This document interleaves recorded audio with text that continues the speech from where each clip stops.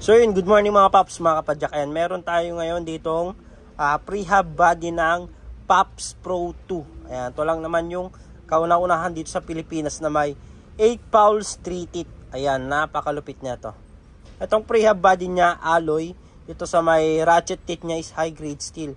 Kahit ilang taon mo to gamitin, hindi agad basta-basta nabubungi yung mga ngipin niya na yan. Ayan.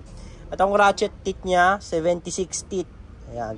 Dito naman tayo sa pulse. Ito yung 8 pulse 3 teeth. Ayan. May kita nyo dyan, nakatatlo yung ngipin ng each pulse natin.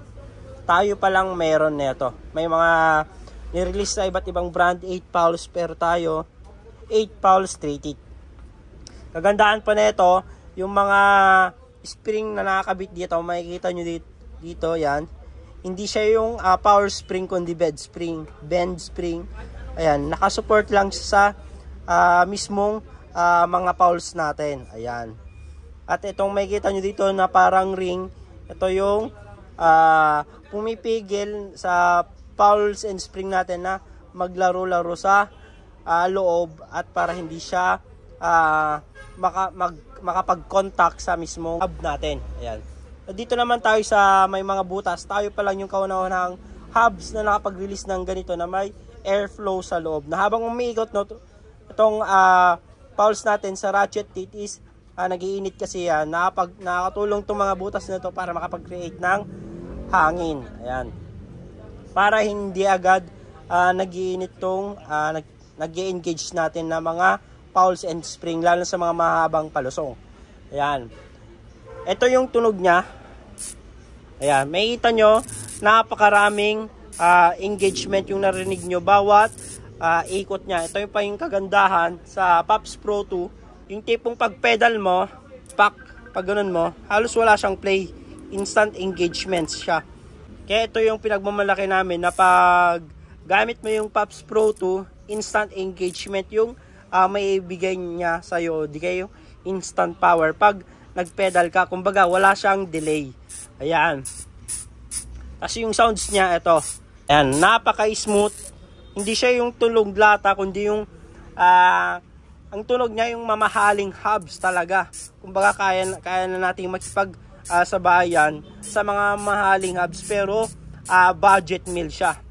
Ayan. So, ito na yung mga sagot sa mga nagtatanong kung ano nga ba yung loob at gano'n nga ba ganda itong Pops Pro 2 hubs natin. Ayan. So, sa mga gusto mag-order, visit lang kayo sa Shopee, Lazada, TikTok natin. Magkano nga ba yung hubs natin na Pops Pro 2? Ayan. So, pag nag-order kayo, ito yung matatanggap nyo. Hubs na Pops Pro 2, 8 pulse, 3 teeth, Taiwan made. Ayan. Pwedeng true axle, pwedeng quick release, 6 bolts. Meron na rin siyang kasamang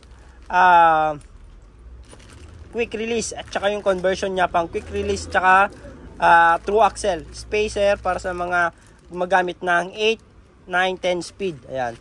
Itong hubs na to para sa mga 8 to 12 speed. Ayan. Mabibili nyo to sa halagang 3,900, 4,200 naman pag may free t-shirt. Ayan. Kung gusto nyo bumisit sa shop namin, visit lang kayo sa Pops Bike Shop, 2139 Aurora Boulevard, Santa Cruz, Manila. Ayan, at nais kong magpasalamat sa mga nag-order sa atin via online, Shopee, Lazada, TikTok. Ayan, napakaraming order araw-araw. Ganyan kalinis yung mga pinapak namin at dinideliver namin sa inyo. Ayan, nakabox, nakabubble wrap, tapos may fragile para iniingatan ng mga riders natin. Ayan. Makikita nyo yung frame na yon doon. Ayan. Meron din tayong carbon frame na order, mga fork, and mga hubs, maraming hubs. Kaya ganun katindi yung Pops Pro 1 namin tsaka Pops Pro 2. And thank you mga Pops, mga kapadyak, sa patuloy na pagsuporta.